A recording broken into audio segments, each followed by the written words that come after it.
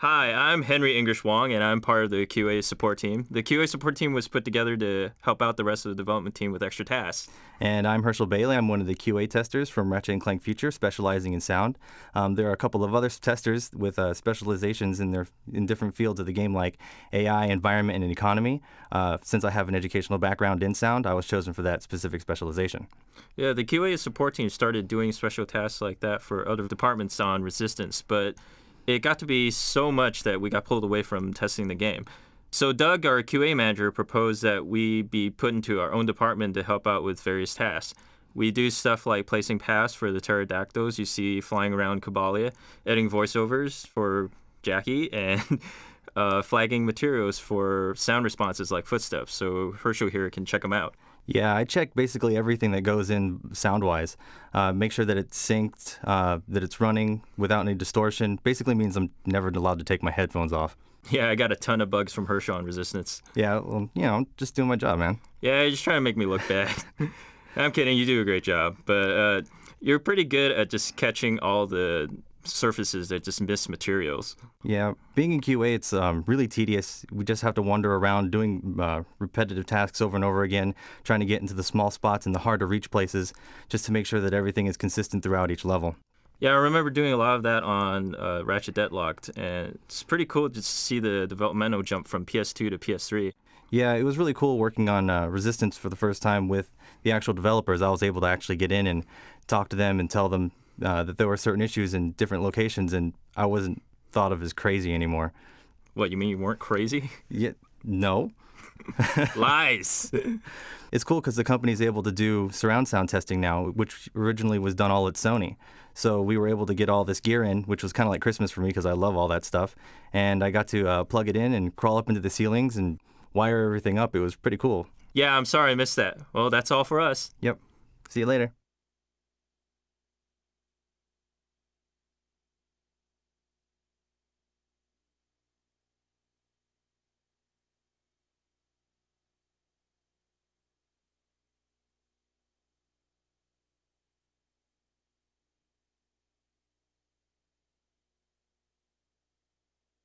Hi, my name is Nathan Fouts, and I programmed most of the large enemies and bosses in Ratchet Clank Future.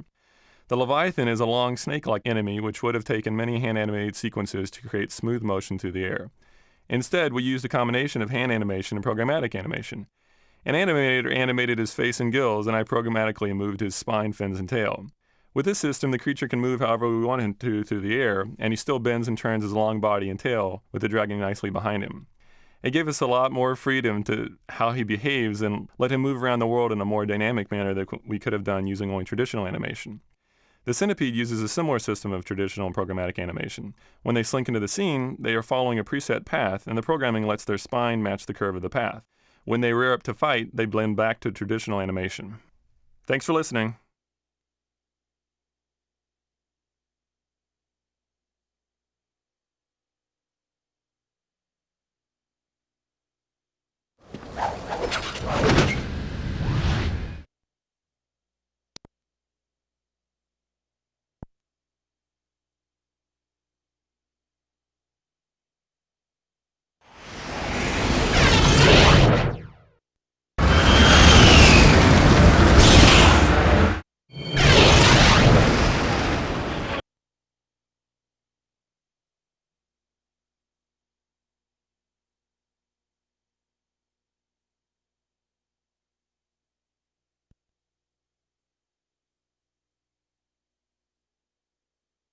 Hi, I'm Jackie Wyrock, and I'm the dialogue specialist at Insomniac Games.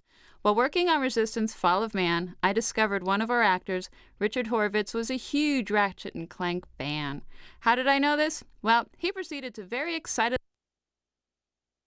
tell me about all of the adventures that Ratchet & Clank have gone on for the past 5 years. He gave incredibly detailed descriptions of boss battles, he quoted lines of dialogue, and he even pointed out where he encountered problems completing challenges in the games. So I just knew that I had to find a place for Richard when it came time to cast Ratchet & Clank Future Tools of Destruction. I was almost finished casting RCF, and I still hadn't found the right role for Richard. I was getting a little concerned that there wasn't a place for Richard in the world at this time.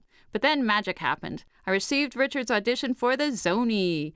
It was exactly what I'd envisioned. Perfection. I'd found his role. When we recorded the Zony dialogue, we recorded each line 7 times. Well, not because Richard's not a good actor, because he's really good. But we needed to try to create this illusion of a group of Zony. So when he recorded each line, he recorded it at the same pace as the previous line so that I could then layer them one on top of the other. To further enhance this illusion, each sound designer came up with different vocal processes to try out on the Zony dialogue. We sat down and reviewed everyone's efforts as a group, well, except for Chris, because I don't think he came up with a process for that one. Anyway, we came to the conclusion that Jamie McMinimee's process was the best choice.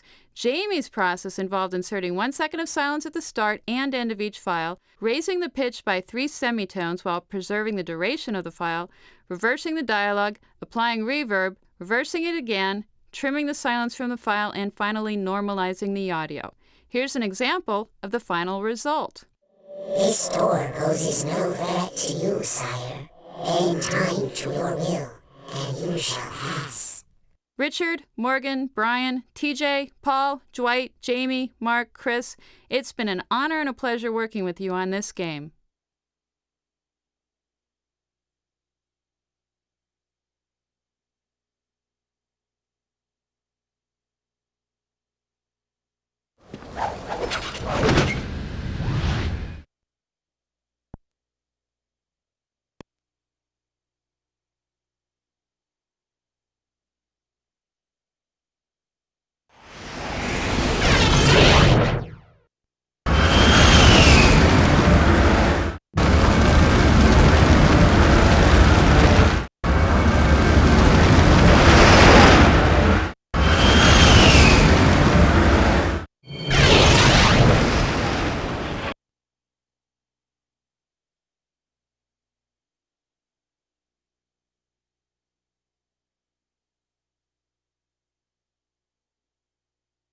Glorious, splendid. Those are some handsome statues, aren't they?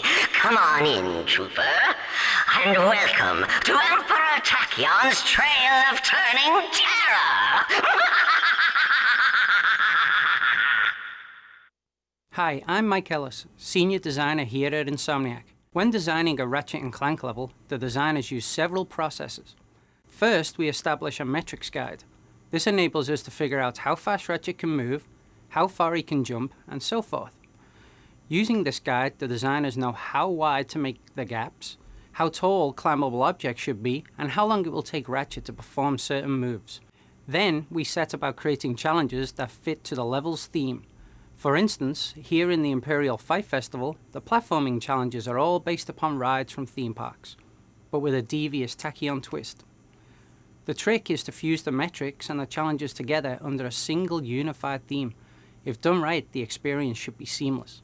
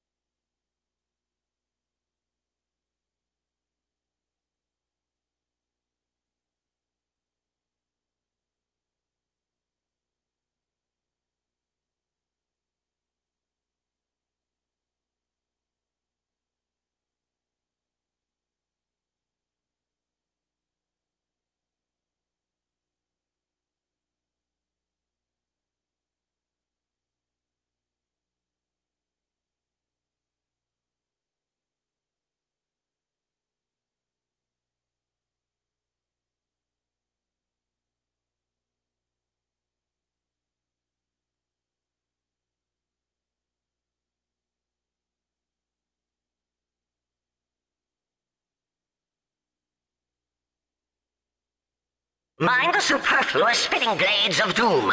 They're superfluous. We figured out the appropriate amount of spinning blades, then intentionally added more.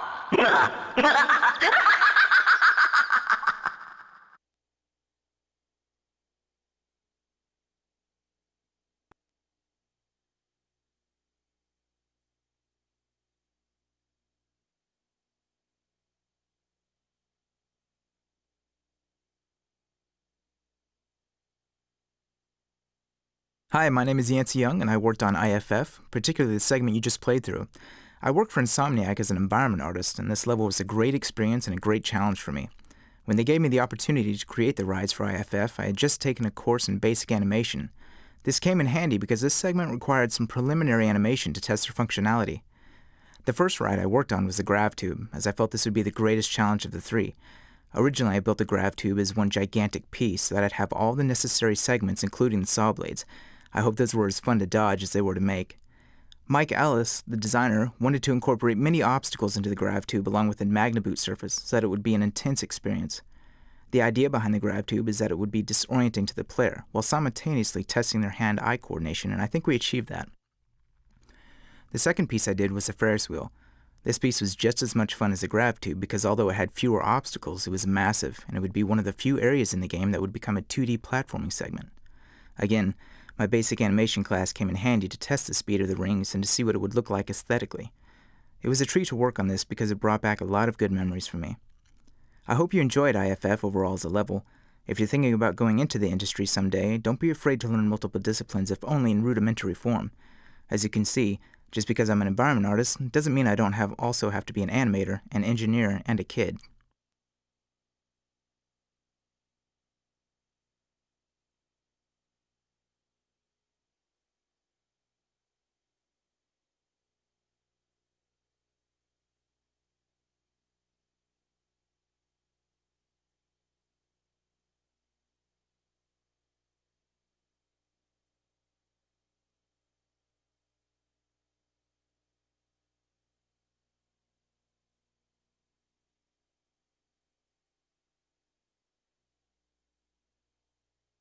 Divert all military spacecraft to the Macasian station in Sector 9. All civilian vessels are to evac immediately.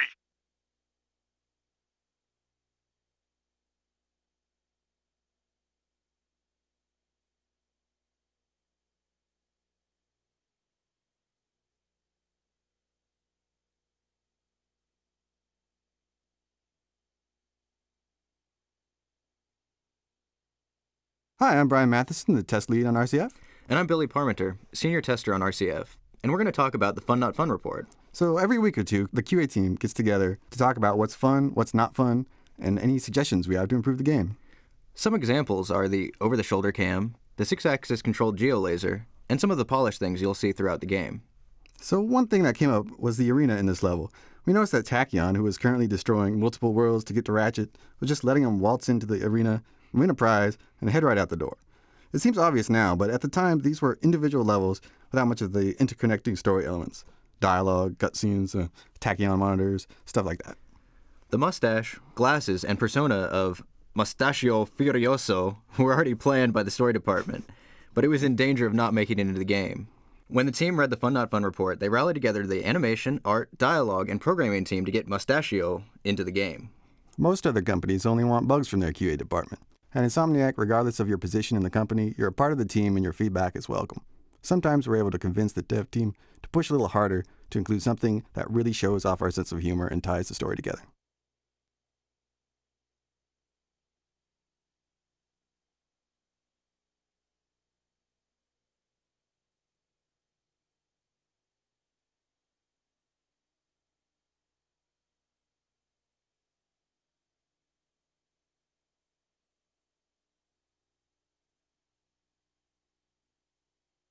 Attention, troopers.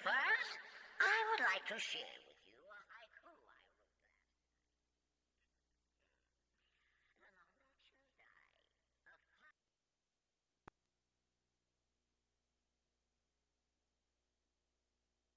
I wrote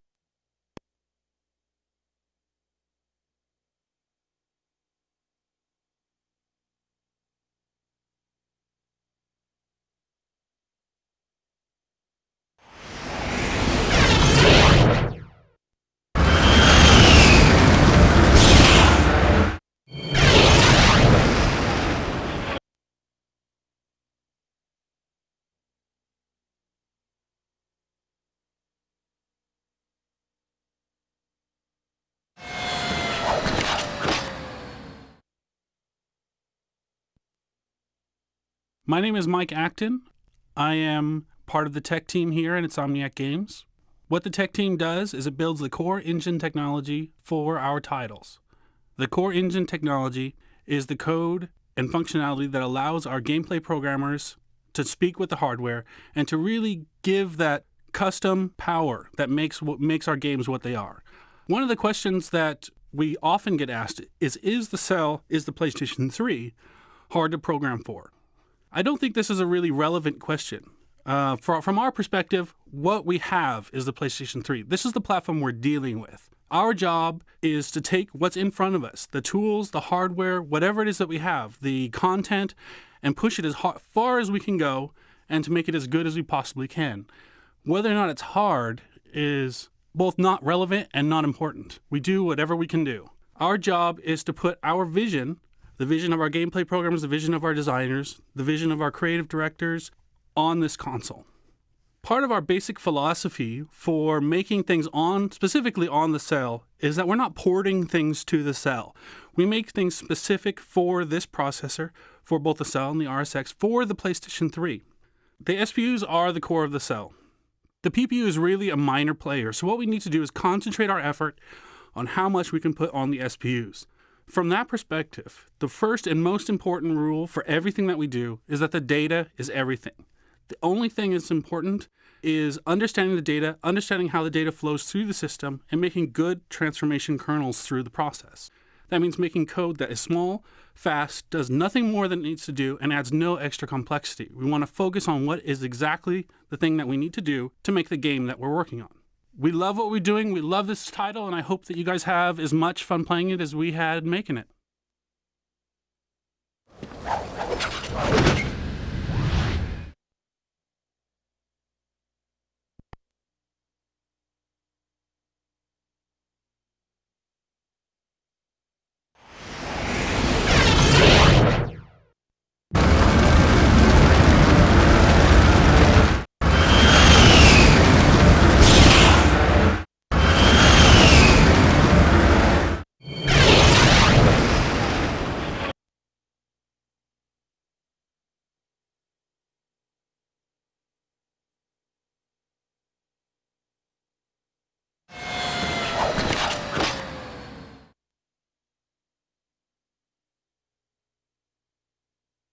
Hi, my name is Edward Kim, and I am an Assistant Project Manager at Insomniac Games.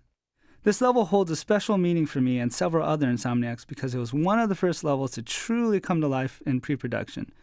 We received new tech and tools that allowed the art team to take the environment in Ratchet Clank Future to the next level, a lot of which came to fruition on this amazing level.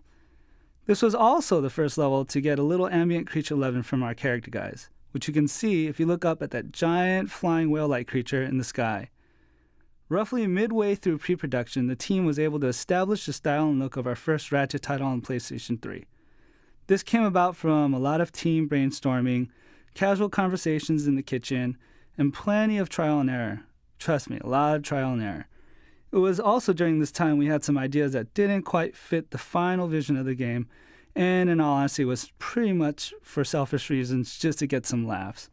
For example, we thought about bringing the lawn gnome back from Resistance as a special pickup, or putting Ratchet in a Clank suit, which would be pretty hilarious.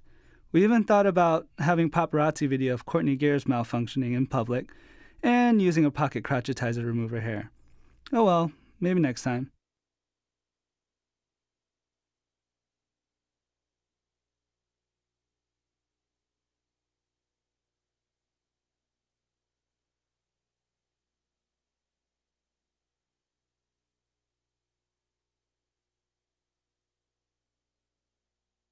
Hi, I'm Dwight Okahara, audio lead on Ratchet & Clank Future.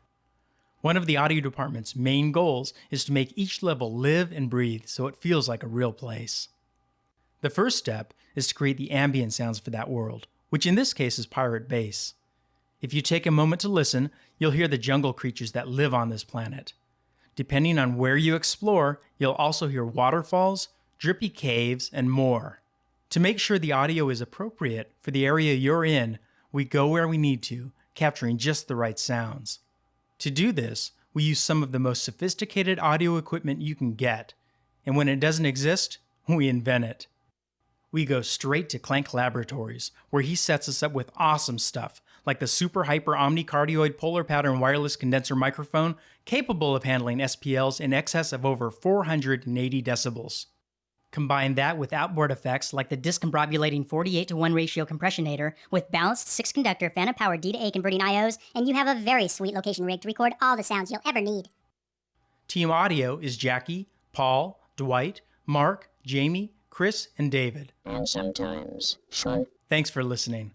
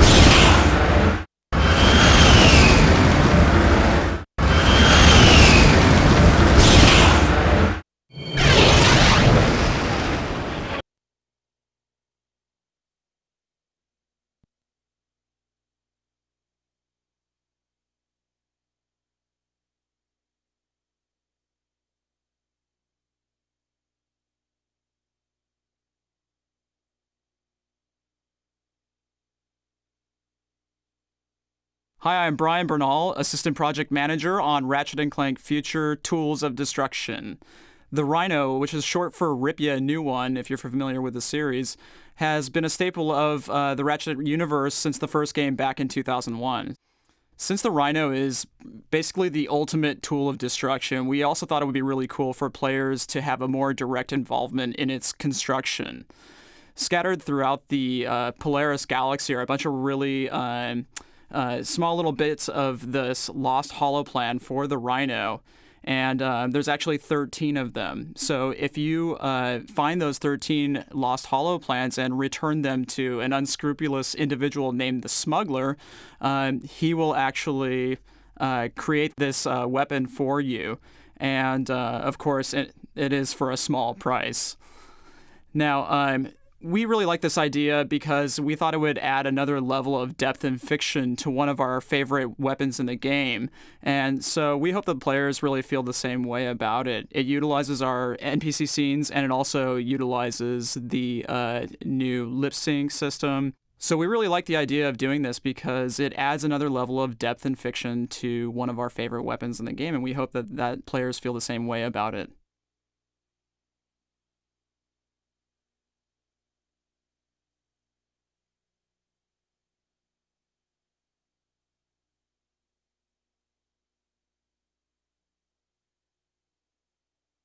Hi, this is Crunk. And Zephyr. Actually, it's a good thing we're not the voice actors. This is Ben. And Corey, and we're the animators on Kronk and Zephyr, so we're here to talk a little bit about what direction we wanted to take these guys with in the game. We wanted to push the idea that these guys are these old war veterans and longtime buddies. We tried to keep them young at heart, but now in these rusted, falling apart 82-year-old bodies. I wanted Kronk to seem like he was more of the knowledgeable one, sort of the wise leader of the two, or at least he thinks he is. But in reality, he's missing a few bolts. Yeah, so I definitely wanted to contrast Kronk's character with Zephyr being kind of the younger one, more gung-ho.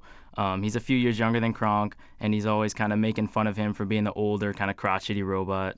So I tried to, play up that relationship between those two. Yeah, and I think you see a really good example of this in the beginning of Reichen 5 when Kronk just goes like running up, charging with the bomb in hand, throws it on the door, goes running back, and completely forgets to detonate the thing. Yeah, so the designers threw in like a lot of cool little bits like that where you just kind of get to see the relationship between the two with these little plays that go on. So it definitely helped to bring them to life, I think. Yeah, and I think Zephyr was always sort of like compensating for Kronk's shortcomings as he goes running up there to detonate the bomb. But these guys were actually a lot of fun to work on. Yeah, definitely.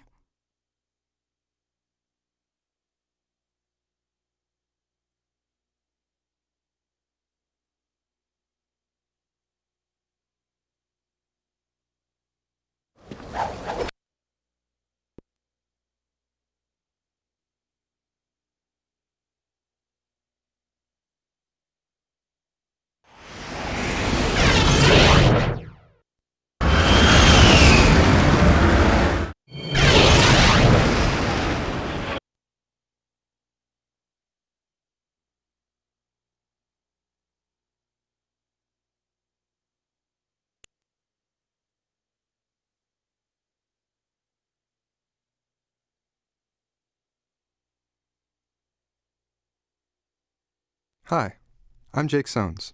I'm the interface designer. I designed and scripted the HUD, menus, and vendors. I also worked on the decryptor, which went through a bunch of different iterations before we settled on this version. I really liked the decryptor from RC3. Had a good old-school feel to it since we took a lot of inspiration from Tempest. This time I wanted to keep a similar vibe, but give it more of a puzzly feel. We started off thinking about wacky hybrids of other old-school games and briefly considered something that would have been like a mashup of Puzzle Bobble and Arkanoid, but we ran into all kinds of logistical problems when figuring out exactly how that would work. The version we settled on was initially inspired by Pipe Dream. In order to bring the 6-axis into the mix, we looked at some of the wooden labyrinth games where you tilt a board to move a marble through a maze. After a bunch of tweaks to get the ball rolling and board tilting to feel right, we took it to playtesting, where we ended up redesigning several puzzles so they'd be more readable. If you're playing in challenge mode, you'll notice that we swapped out the puzzles for harder versions. Some of those are the original puzzles that proved too difficult for the first playthrough.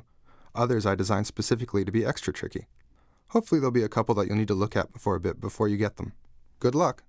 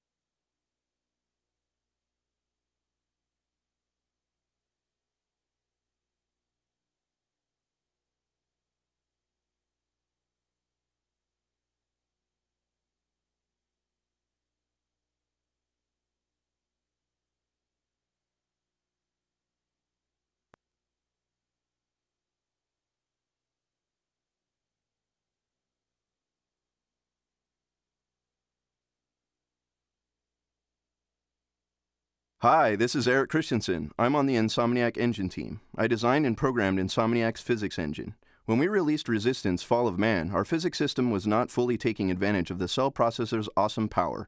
Most of the system was running on the cell's slowest processor, called the PPU. The calculation-heavy components such as the collision and simulation were running on the faster asynchronous processors, called the SBUs. However, they were merely using the SBUs as coprocessors, meaning the code ran faster but didn't make use of the SBUs as they were intended.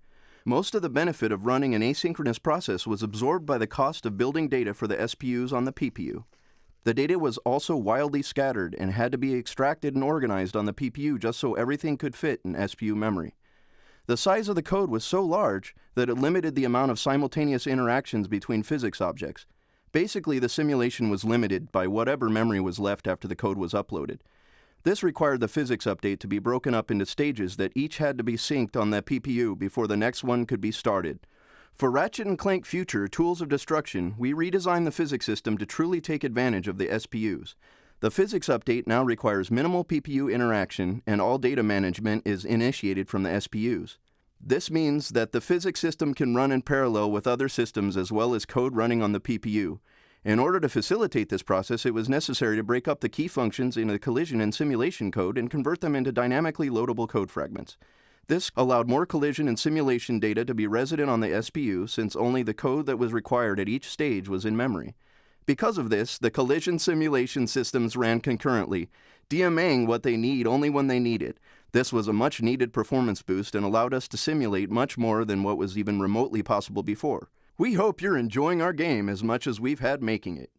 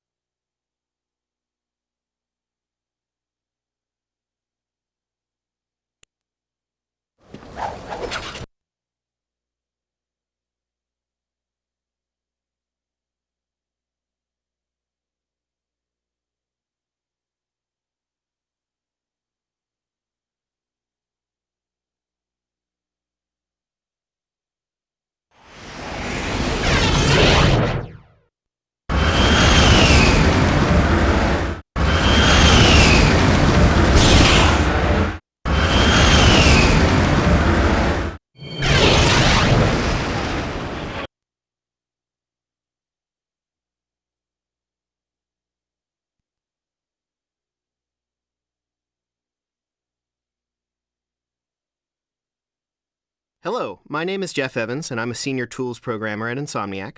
I'm responsible for leading the development of our level editor, named Luna. The level you are seeing right now is the result of a team effort by people in a number of different disciplines here at Insomniac. The environment, design, effects, and sound teams all have a hand in producing the final level. At Insomniac, we use a technology we call zones to let more than one user access a portion of the level at the same time. The level you see now is divided into multiple zones, and each zone is a unique slice of the complete level. Zones collect objects in the game world that serve a common purpose. For example, this level contains several zones for environment art. One zone may contain the buildings and architecture, while others contain the pebbles and rocks on the ground. The visual effects team uses a separate zone to place environmental visual effects, and the sound department has their own zone to place sound environment objects that give different regions of the level ambient sound effects. The designer for this level also has several zones that they use to place enemies, grind rails, elevators, crates, or other interactive gameplay objects. Since each zone is stored in a separate file, different users can modify the same level at the same time by only working in the zones they need access to. Because of this, zones are a huge benefit for our production schedule and bug fixing. The main concept zones provide is known as parallelism, and is a big part of successfully making games for the most recent generation of game consoles.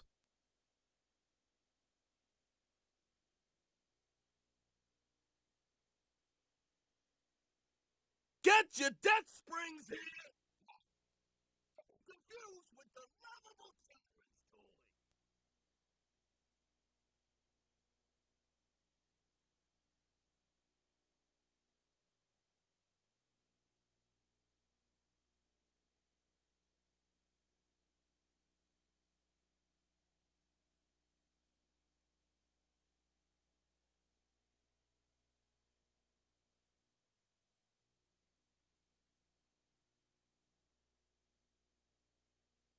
My name is Andrew Yaunt, and I'm a senior gameplay programmer for Insomniac Games. This is my third Ratchet project. I started with Up Your Arsenal, and among other things, I created all the weapons for Tools of Destruction. The weapons have always been one of the key features of Ratchet & Clank series, and in fact, most of the weapons have been in development for over 2 years. We started the project by prototyping dozens of weapon ideas and deciding which we wanted to keep and which we wanted to throw away, which ones were fun and which ones were not. The weapon that received the most attention from our fans and the media has been the Groovatron. We all love this weapon here, but in terms of programming, it has been one of the simplest weapons to implement. In fact, it was in nearly this exact state 2 years ago when we started this project. It was fully functional from nearly day one. However, the simple programming has been balanced by the enormous amount of work our animators have had to do to provide unique dancing animations for every character in the game. We've been adding dancing animations to the game up until, well, now. If only all of our weapons could have been so easy to implement.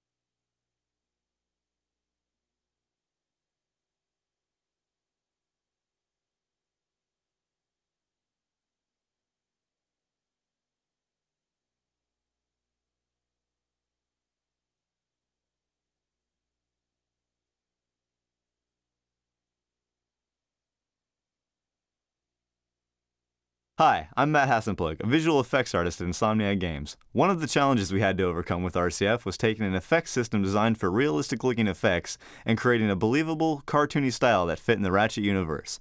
But by using ordinary things in extraordinary ways, we were able to create a visual style to the effects that achieved the look and feel we were looking for. Some of the first effects created were the fusion grenades explosion, the mortars that fall from the sky, and the pirates' death explosions. The elements in those help to define the look for the rest of the effects in the game. Our work can be seen everywhere, from everything that gets destroyed in Metropolis to the battle with Tachyon. A common effect in Ratchet is the explosion. We use a particle system to add smoke, fire, flashes, distortion, sparks, and streaks. When we are happy with the effects, we give them to the gameplay team and they put them in the game. In fact, about 1,200 of them went into RCF.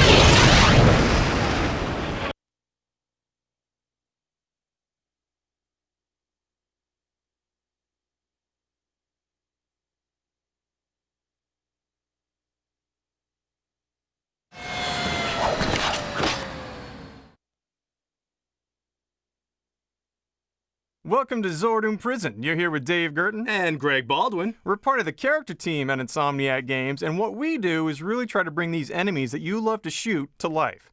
Now, one of the biggest challenges we face when doing this is making sure that these characters stay clear on screen. Now, the only way we can do that is to make sure that the silhouettes of these crazy, crazy creatures are as clean and as clear as possible so you know where to aim. So as you look around this level, you're probably going to notice that there's nice broad arcs, there's very clean shapes with each one of these enemies that you're in the process of attacking right now. Now, you'll also notice that within the center of these characters is plenty of detail. So what we do is we tend to internalize a lot of that detail so that their broad shapes stay clean while you still get all the beautiful detail of the PS3. But the shapes are just one part of the equation. Personality also goes a long way. Yeah, I mean, we've designed a lot of these characters before. There's always going to be hundreds of enemies within a franchise. And this time we thought we'd go crazy, like Dave said. And this time we took fish heads and we stuck them in robot bodies. I mean, that's just funny to us. I don't know. So, yeah, I mean, giving a ferocious little fish the ability to, blast your hero character right off the screen, that's going to be hilarious every single time. And when you see a character over and over, that's what we want to give you as an experience. Sounds good to me. Good job, Greg. Thank you, Dave. And we're Greg and Dave from Insomniac Games. Peace.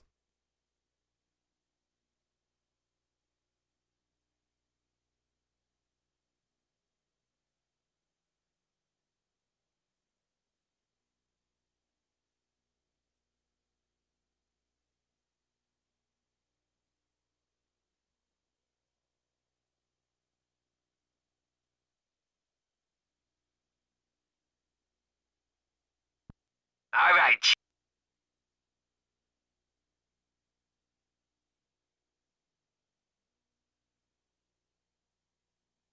As a reminder to all inmates, anyone caught mocking Emperor Tachyon's name or size will be immediately executed by firing squad.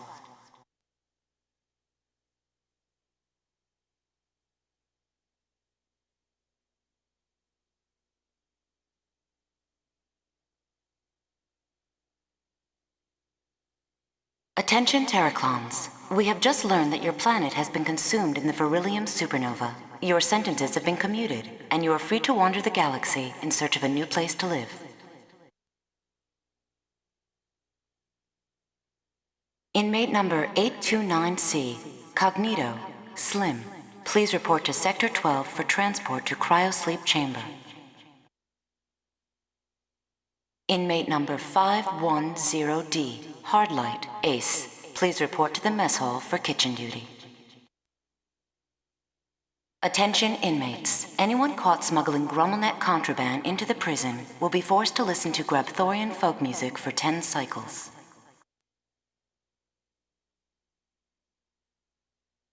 Will a maintenance droid please report to Sector 8? Maintenance droid to Sector 8.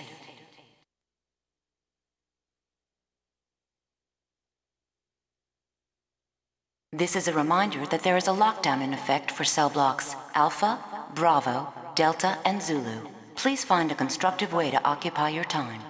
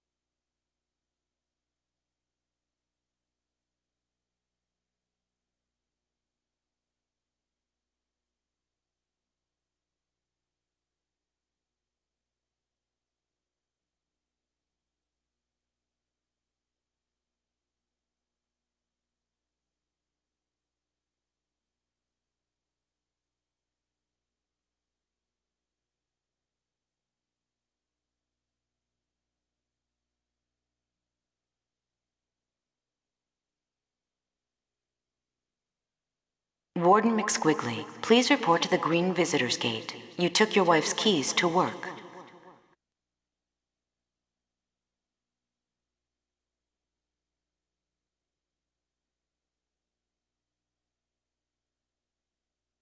Welcome to Zordoom, Lombax. How nice of you to turn yourself in.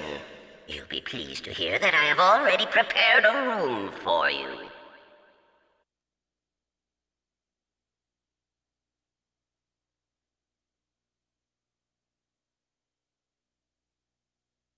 Arm the turrets and cut down anything that tries to Inmate get number through. 138Q, Goodwin, Renford L. Please report to Torture Chamber 7. We have a present for you. You're a persistent little furball. But your willingness to save Miss Apogee only proves how unworthy you are of your race's legacy. You do not deserve the Dimensionator, Lombax.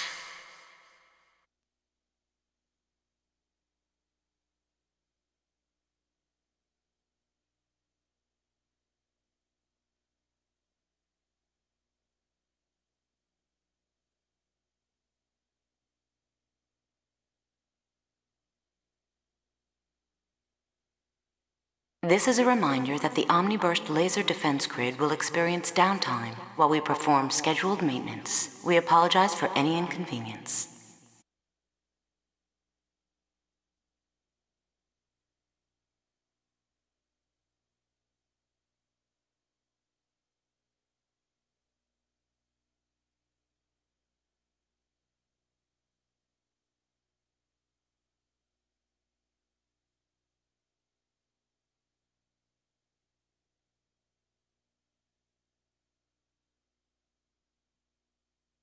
Remove all prisoners from the exercise yard. Lock down the mess hall.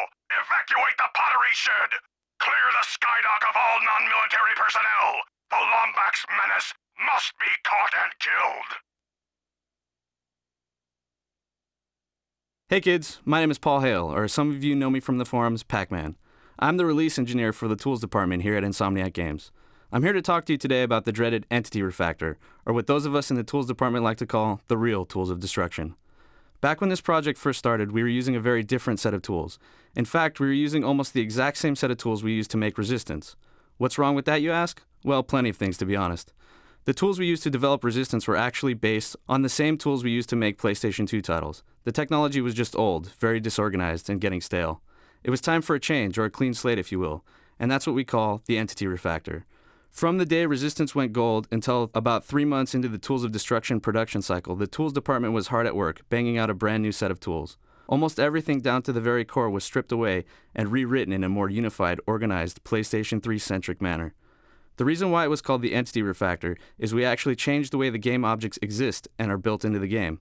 Instead of having several different types of object, we unified them all under the term Entity to take the burden of creating specific object types off the developers.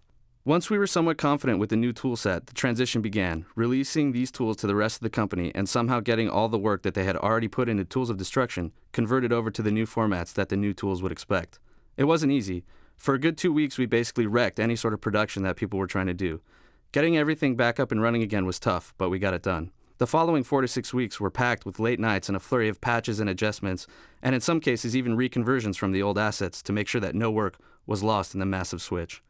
Today we have a much more stable, unified set of tools, with a single game world editor that was used to create nearly every aspect of the game you're playing right now. And that is the Entity Refactor, or what I like to call the real Tools of Destruction. Some quick shouts to Pyro, Lyris, Final Dragon, Mr. Clam, Detroit, Vin, Yashmath, Hobo, Timmy, Duke, and all the awesome kids on the Insomniac Games forums, and of course all the Agents of Doom. Thanks and enjoy the game.